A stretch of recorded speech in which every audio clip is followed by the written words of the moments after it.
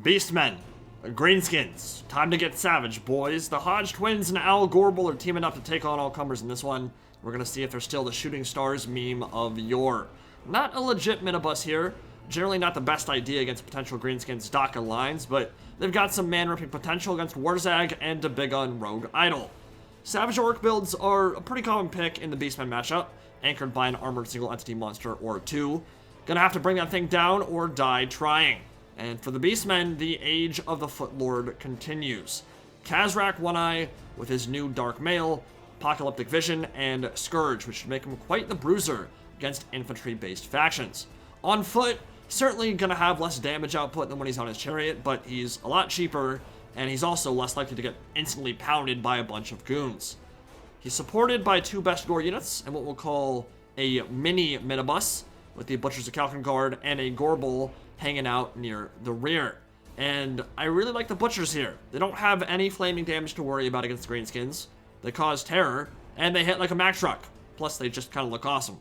But the Gorebull is probably an even bigger deal, because come late game, if that Rogue Idol is still alive, I'm counting on Al to provide that power punch that brings it down for good. Two Ungor Raiders, Bray Shaman of the Lore of Death, rocking one of my favorite spells, Black Hole Sun.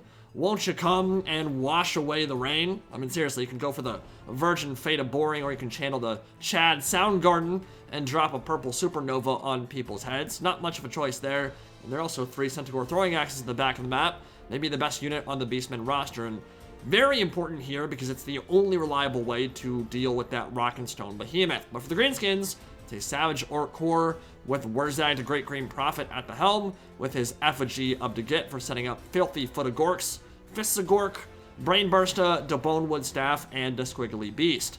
Crazy good lord, one of the most underrated options, I feel. I mean, people know he's strong, but you don't really hear him talked about all that often. He just kind of flies under the radar, and he's supported, of course, by Debigon Rogue Idol. This thing is scary, man.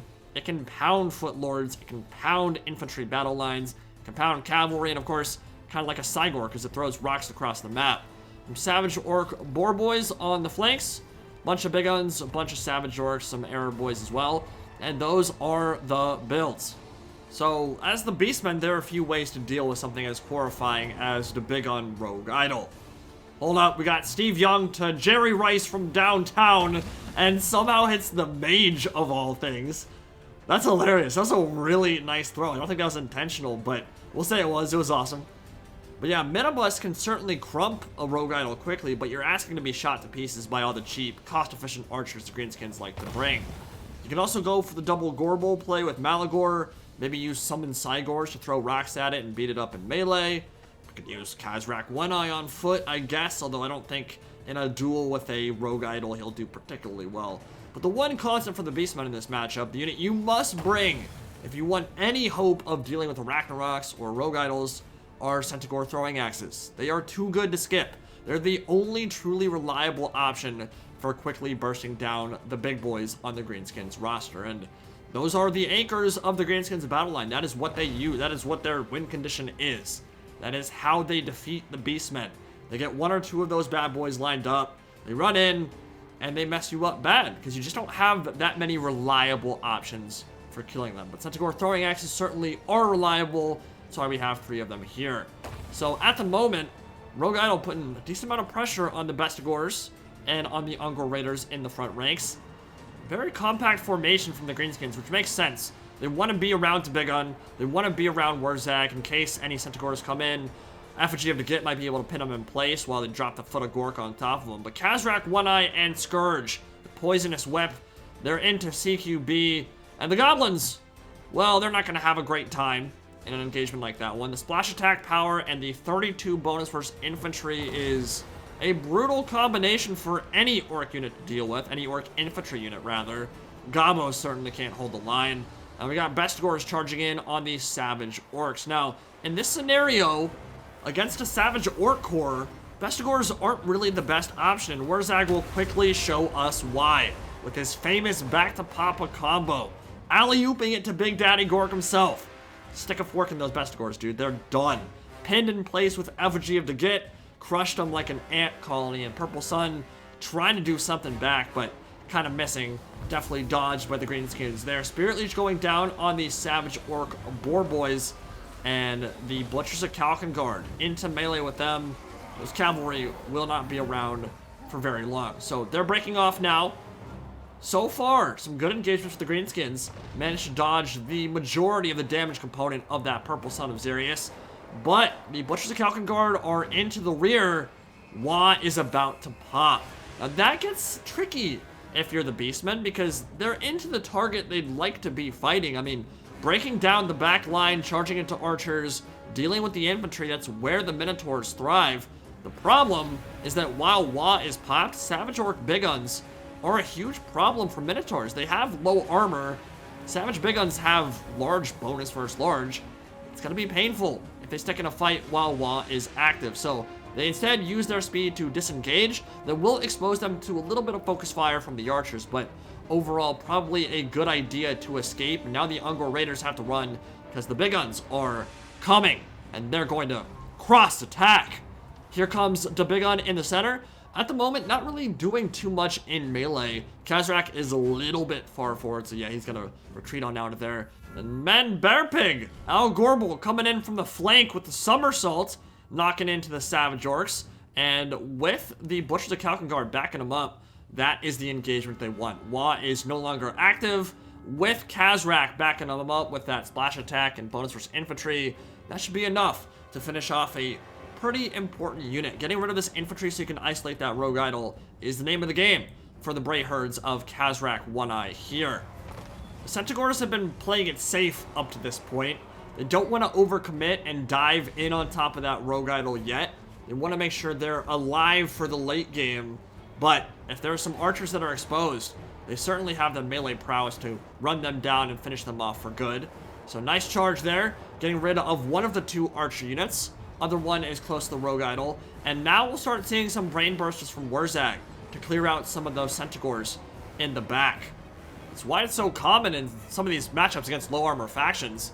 The fact that it comes out so quickly means that even hyper-mobile factions like the Beastmen often can't get out of the way in time, and their low armor means that Brain Burster will really punish them severely. One way to punish blobs in Total War Warhammer 2 is vortexes. Black Hole Sun coming out, and a huge one. Insta-jibbed about 50 Savage Orcs. We're getting a little bit too grouped there. Yeah, they do well when they're fighting back-to-back, but there's too much of a good thing, and in this case, we got a nice Purple Sun to punish it. That felt real juicy, real tasty, and will send 2 full units running. They will return, but took a bunch of HP damage, and the Gorebull and Butchers of Kalkengard looking strong in the center, while these Centigors continue to harass the flank and get rid of the infantry. But still, Rogue Idol is full HP, has not been touched, and the Beastmen infantry is in tatter. So I'll take an intermission to try to figure out how the hell to approach this and get ready for round 2. Ungor Raiders, certainly a nice pick here. I mean, the Savage Orc battle line has 0 armor, so nice charge from the Butchers of Kalkengard will tear out that initial unit. They'll lose their frenzy. The Rogue Idol's coming in, and this is what you bring the Gorebull for at this point, to start chunking down that big monster and give your Centigors some chances to bring it down for good. Nice brain burst though, and each time the Centigors come in, the Great Green Prophet is watching, waiting, commiserating, and ready to blast them with a brain burster, which really hurts them with their low armor. Coming in with the boar right now. Spleen Ripper, getting the Gorebull pretty low. Rogue Idol is still healthy at the moment, but doesn't have a lot of infantry to kill. It's all about his gooning potential now, and that is 3 full units of Centigor Throwing Axes starting to bring it down, bring it down, bring it down, and Al Gorebull taken off into the sunset once more. Kerbal space program with the Gorebull. It's so much fun to watch him take off, and to be fair, it's fine for him to fly when he's going up against a Rogue Idol. I don't really have a problem with that. That makes some sense. It's like that scene in South Park when the family's in the Red Lobster talking about Man Bear Pig, denying its existence while he rips everyone in half directly behind them. Gorebull can't hurt you, Susan. Use your brain.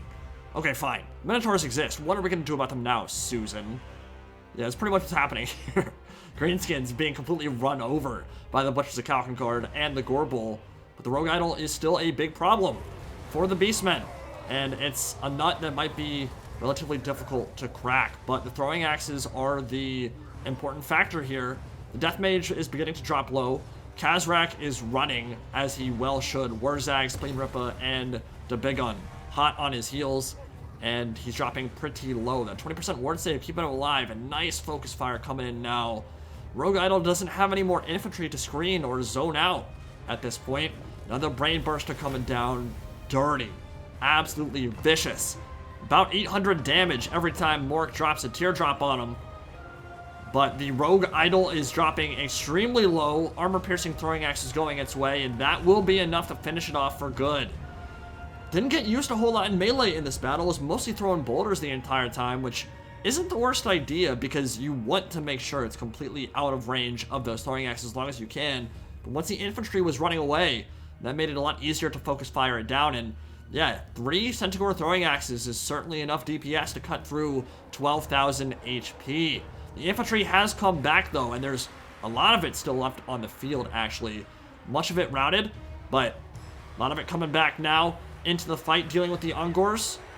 And Khazrak, the Bray Shaman, and the Gorebull are all pretty low. They're still a half-strength archer unit with half ammunition too, so if the Beastmen aren't able to get back there, that could end up being a pretty big problem. And Wurzag coming in with his mean green killing machines, and Spleen Rip with the Boar might be able to get some cycle charging here in the late game and might be able to get rid of Khazrak One Eye entirely. Wurzag is not horrible in melee combat. Archers shut down by the Centigor Throwing Axes for now, at least tied down, but looks like Wurzag is there to help out. Savage Orc, Boar Boys coming in for the rear charge. Centigor's using their speed, their maneuverability to get away. And back here, 2 Ungor Raiders had them in a control group, I guess, and sometimes those control groups get screwed up, and you give them a movement order and their reticles don't appear where you actually click and drag, and so they end up running elsewhere. That's what happened right there. They ran all the way back, and it'll take a second for them to get noticed and start moving back into range of all these low armor troops, and support from the Ungor Raiders would certainly help out, but the throwing axes are, well, they appear to be enough at the moment. Some great shots coming in. Still have a lot of ammunition left as well, and a couple more cycle charges might just be enough to finish off the infantry and leave Wurzag on an island unto himself. The Gorebull just routed, the Lore of Death caster just routed, Khazrak routed, and the command center for the Beastmen is all gone. None of this has enough HP to come back to the fight, I don't believe. Wurzag is still healthy, but so are the Centigor Throwing Axes. Nice Brain Burster coming down. He's been on point with those all game long. Some really nice casts from the Great Green Prophet, but he does not have a lot of help at this point. And the Beastmen don't have much of an army. They've got 4 models left on the Butchers of Kalkengard, letting the Slaughterer's Call and the Blood Greed flow. Amazing for butchering their way through infantry. Nice rear charge coming from the Centigor's Throwing Axes, and Wurzag is now completely left alone at this point, I believe. His leadership ability, Stand Your Ground, came out just a second, or Get Back Here came out a second too late, because it came off cooldown. And now it's a mass rout. It looks like the Ungor Raiders are back in action. They're firing in, and now with Wurzag completely surrounded, even though Khazrak and the Gorebull are running, it's too much. Greenskins are going to run out of steam there, and the Beastmen are able to take it. So that was a fun one. I quite enjoyed that. And I think it makes it pretty clear just how important Centigor Throwing Axes are for the Beastmen and what they want to do on the battlefield, especially when you know they're going up against a armored single entity monster. So whether it be the Greenskins, whether it be the Lizardmen, whether it be any of those factions that rely on those kind of SEMs to do their dark bidding on the interwebs, it's important to have a reliable way to bring it down quickly. And Centigors have the speed to skirt around the flank and avoid damage for the most part, while also having great burst DPS against something like a Rogue Idol. So having 3 of those there was huge. Maybe even having 4 would have been a good idea, but they're just an incredibly versatile unit. I will say a couple things about both builds. Bestigor's probably not the right call here. Black Orcs aren't terrible against Beastmen by any stretch, but I'm not sure they're super common either. So having Bestigors be able to tin can open on the Black Orcs just doesn't matter a whole lot because there's not necessarily going to run into any Black Orcs anyway. So I think that money would have been better served going for some more Centigors or maybe some more Chaos Spawn in the center. And ultimately, I just didn't use the best Gores well. They need to be used more like cavalry. They need to cycle charge and utilize that 41 speed, that 34 charge bonus or whatever it is, 32 or 34. And if you're able to cycle charge with them, they'll do well. But I really didn't. It was a nice foot of Gork and FG to get from Warzag that really messed me up bad. But for the Greenskins, dropping the Boar Boys and getting some missile cap to help zone out the throwing axes could have been huge. The Brain Bursters were vicious, really well placed, and put the whooping on my Centigors, but it wasn't enough to fully push them back. And with a few Forest Goblin Spider Rider archers or Wolf Rider archers or some kind of skirmish cavalry missile cav, that would have been able to zone out the Centigors a lot easier and given them some mobility to help out and just make sure they can't get as much value as they did. And so if I do go in and throw a bunch of volleys at the Rogue Idol, at least he has missile cavalry chunking through very low armor on those Centigors. So I think that's probably the play. That's why you see missile cavalry so much with the Greenskins. It's such a cost-efficient way to get value out of them. Rogue Idol wasn't amazing that game, but you can see, even in that battle, the kind of terror it can unleash. And if it closes into melee with someone like Khazrak, or really, it's a touch of death. If it hits anything with those fists, they're gonna die. They're gonna die real quick. So I'll probably get a Greenskins replay myself soon. I'd like to do a Black Orc Corps. I feel like we haven't seen them on the channel in a while. Might be pretty fun, but hope you guys enjoyed that, and I'll see you next time. Indie Pride, signing out for now.